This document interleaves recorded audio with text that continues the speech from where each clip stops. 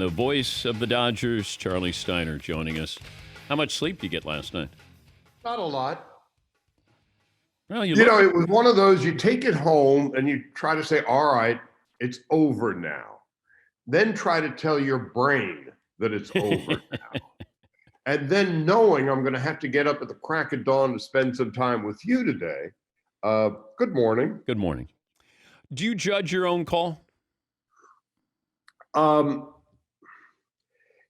Yay and nay. You know, it was when you have a call like that, the first priority as you're going through it is, oh Lord, please don't screw it up.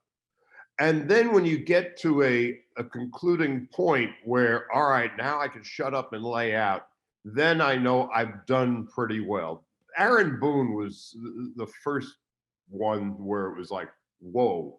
And I remember as he was circling the bases and I concluded the call, I clenched my fist under the desk and said, yeah, I think that has some legs. And last night, I suppose it was kind of the same. Again, I have been so lucky to have had the Boone call, now the Taylor call, walk-off games ending in just high drama and complete elation. And, you know, you try to do it right, then lay out. But also, I don't know how you can handicap this because it's not like you go, this is a guy who's going to hit a walk-off home run. You have to be prepared for maybe it's a base hit in the gap or something. But in your mind, do you have scenarios? No. Okay. No. I think that's probably the worst thing you can do. I think you just have to be there in the moment. You know, in the Boone call, I got it back about 2 seconds before the crack of the bat and then the home run. We were coming out of a commercial break. First pitch, 11th inning, and I went yammering on. This one, you don't know. It was an improbable beginning to the inning with 2 out, nobody on. Bellinger, who hadn't hit a lick all year, walks. That changes dynamic. So if anything, if I'm thinking that, and I'm really not, what about an extra base hit? Bellinger can run. This could potentially be a lot of fun, but instead of this crackling line drive, and again, you don't have any time to think, it's just process quickly. Also, when you're listening, players talk about they can tell when something's going to be a home run, but I think it's probably even more essential when you're calling a game of just what you hear, like the sound of the ball leaving the bat. How much do you read into that, knowing that, yes, this is a home run or this might be a home run? It's really an audio-visual exercise. The crack of the bat. There are a lot of cracks of the bats that end up in 4-6-3 double plays. But also then the dreaded launch angle. It was pretty evident at the moment of impact it was going. And the last thing in the world you want to do in a moment like that, where a call like that is going to be around for a long time, is screw it up.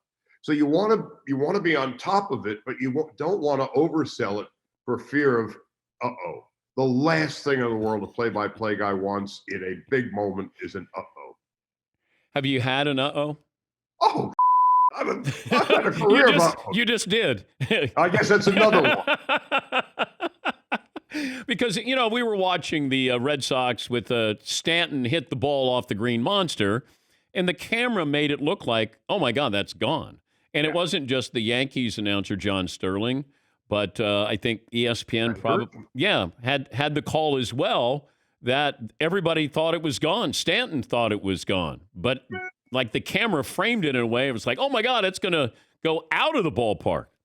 That was an uh-oh moment for everybody. Yeah. And it's one of the things as a play-by-play announcer, you hope to God doesn't happen to you.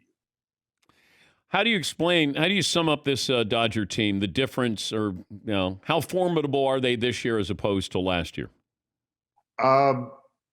They have actually gotten better down the stretch. They were certainly helped by a very weak schedule down the stretch. They were able to fatten up. They did exceptionally well on bad teams this year. They feasted on cupcakes, and they got themselves nice and fat, and down the stretch, they were fortified. And again, this this one game wild card thing, I think is tremendous. I think ESPN had its highest ratings for a baseball game in a quarter century. I don't know what Turner is going to get from this, but these were two great games. Every moment was compelling. And yes, sometimes there may be a team that wins more than the other that happens to get into the wild card. I guess they can finagle the rules to some degree. But this was just great theater. This was so great for baseball. It was great for the industry.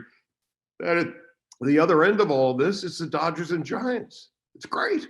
I had John Smoltz on yesterday, and he said he doesn't like the one game. He said it's not fair to the team that wins more games. It should be the team that doesn't have as many wins has to beat that team twice, whereas the team with the most wins only has to win once. What do you think of that? I think that's fair, but I think let's sit back and relish this moment and these two games and see what reaction is around the country. I suspect the sudden death games are so compelling. I mean, last night there were 350, 360 pitches thrown, and each pitch was more exciting than the next. That doesn't happen. In a best of three series, it doesn't happen. Best of seven until the seventh game, it doesn't happen. But last night, pitch one to pitch 360 or whatever it was, every moment was compelling. So yes, it may be unfair to some teams. I think the bigger picture is it's good for the game. I'm with you on that. And that's what this is. This is an entertainment business. You're trying to attract audiences. You might say, well, that's not fair to the Dodgers. You want to be fair to your audience and say, tune in, we got excitement. And even like the NFL, if you score a touchdown in sudden death, then it's over. But if you kick a field goal, then I like it if, hey, you had the whole game to win. Now it comes down to this, and you score a touchdown, you kick a field goal, then you win. I like that aspect of it, and I do think that the only reason why we're talking about it is because the Yankees and the Dodgers were in one-game playoffs. Exactly. And again, there was such drama.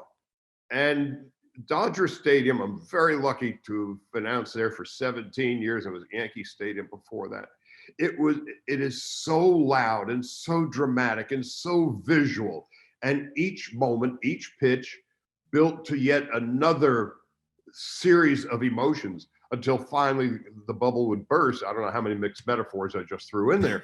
But the upshot of it was when it ended with such a resounding exclamation point to a thrilling game between two great teams. So I love Smoltzy.